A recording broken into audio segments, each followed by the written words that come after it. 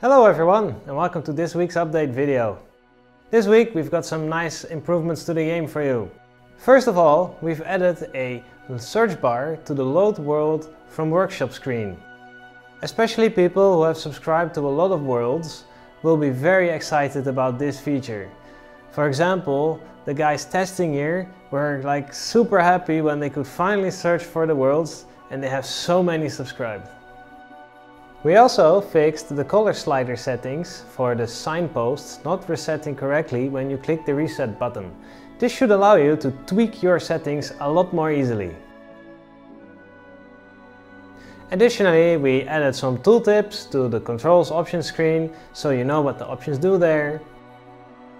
We fixed the respawn screen readability. The list was kind of small. We made it a bit bigger so even the areas with longer names should be clearer to spawn now. We fixed an issue where the engine did not correctly select the resolution that you selected and would instead revert to your default desktop resolution. And we resized the quest log. We found it was a little bit too small, so we made it slightly larger. Now I would like to give you guys a quick sneak peek into the future.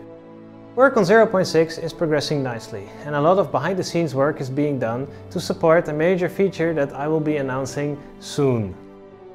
One of the things we have, however, worked on so far and is already working is a system for definition inheritance, merging and appending.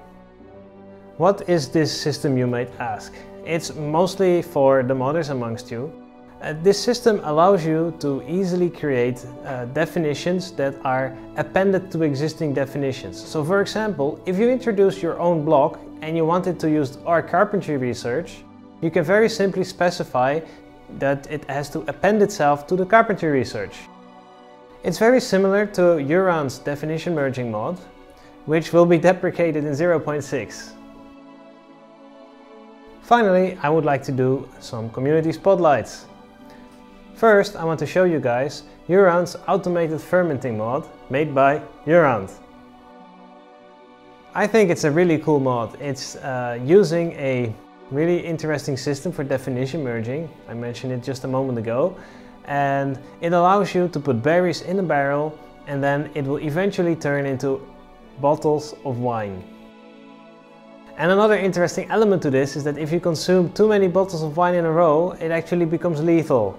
This is a very interesting mechanic that I haven't seen before, but I really think it's cool. And I would like to show you guys the Apple Trees mod by Peaceman.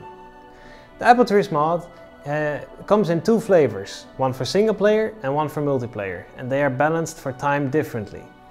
I think this is a very clever thought because a multiplayer game is always running in the background, whereas a single player game is only running when you're playing it.